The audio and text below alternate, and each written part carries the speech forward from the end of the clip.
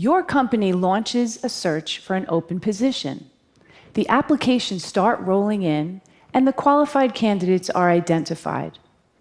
Now, the choosing begins. Person A, Ivy League, 4.0, flawless resume, great recommendations, all the right stuff. Person B, state school, fair amount of job hopping, and odd jobs like cashier and singing waitress. But remember, both are qualified. So I ask you, who are you going to pick? My colleagues and I created very official terms to describe two distinct categories of candidates. We call A the silver spoon, the one who clearly had advantages and was destined for success. And we call B the scrapper, the one who had to fight against tremendous odds to get to the same point. You just heard a human resources director refer to people as silver spoons and scrappers, which is not exactly politically correct and sounds a bit judgmental. But before my human resources certification gets revoked, let me explain. A resume tells a story, and over the years, I've learned something about people whose experiences read like a patchwork quilt that makes me stop and fully consider them before tossing their resumes away. A series of odd jobs may indicate inconsistency, lack of focus, unpredictability, or it may signal a committed struggle against obstacles. At the very least, the scrapper deserves an interview. To be clear, I don't hold anything against the silver spoon. Getting into and graduating from an elite university take a lot of hard work and sacrifice. But if your whole life has been engineered towards success, how will you handle the tough times? One person I hired felt that because he attended an elite university, there were certain assignments that were beneath him, like temporarily doing manual labor to better understand an operation. Eventually, he quit. But on the flip side, what happens when your whole life is destined for failure and you actually succeed? I want to urge you to interview the scrapper. I know a lot about this because I am a scrapper. Before I was born, my father was diagnosed with paranoid schizophrenia, and he couldn't hold a job in spite of his brilliance. Our lives were one part cuckoo's nest, one part awakenings, and one part a beautiful mind. I'm the fourth of 5 children raised by a single mother in a rough neighborhood in Brooklyn, New York. We never owned a home, a car, a washing machine, and for most of my childhood, we didn't even have a telephone.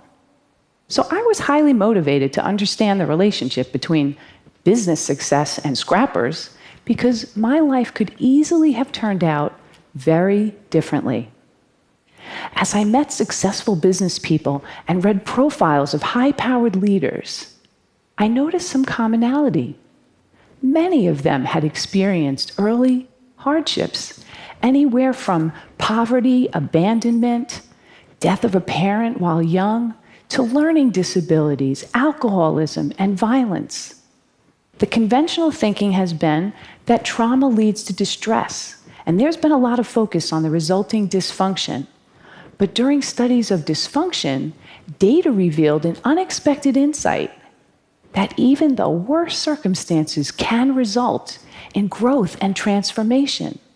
A remarkable and counterintuitive phenomenon has been discovered, which scientists call post-traumatic growth.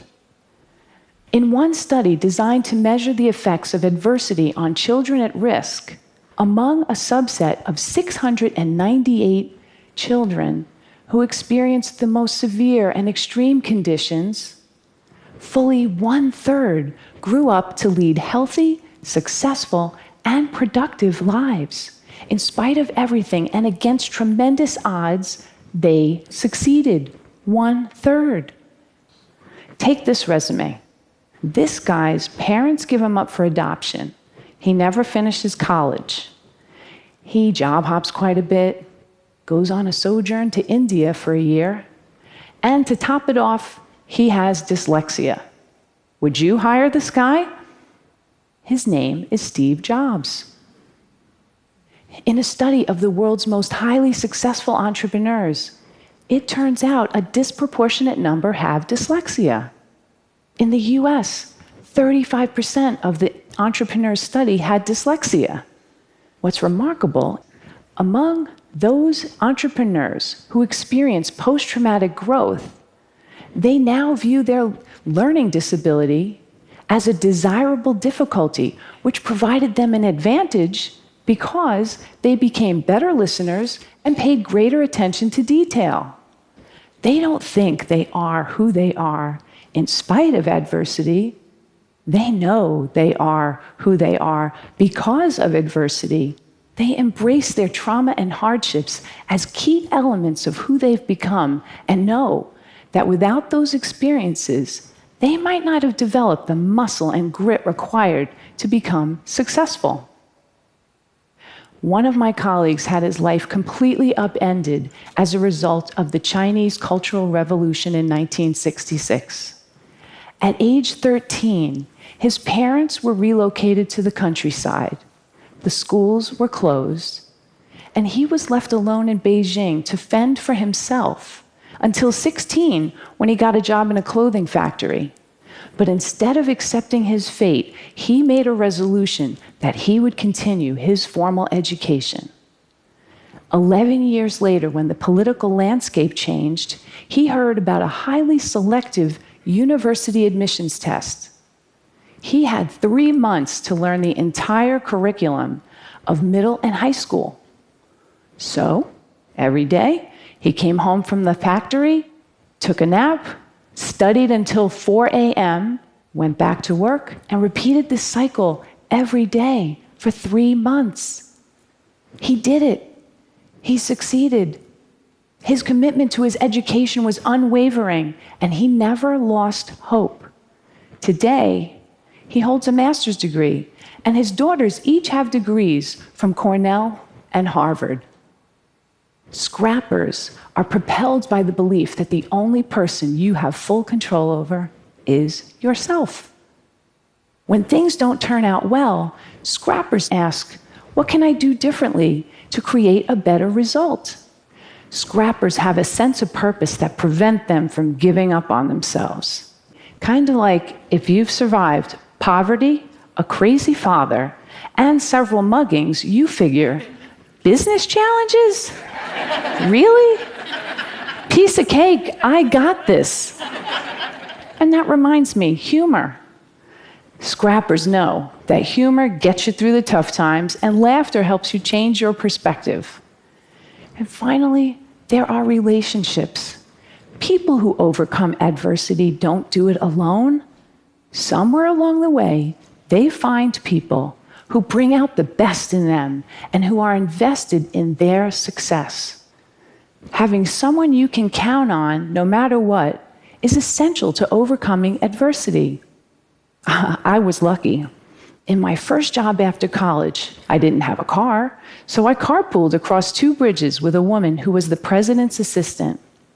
She watched me work and encouraged me to focus on my future and not dwell on my past. Along the way, I've met many people who've provided me brutally honest feedback, advice, and mentorship. These people don't mind that I once worked as a singing waitress to help pay for college. I'll leave you with one final valuable insight.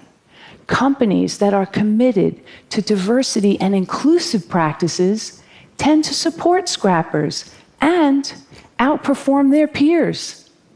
According to Diversity Inc., a study of their top 50 companies for diversity outperformed the S&P 500 by 25%.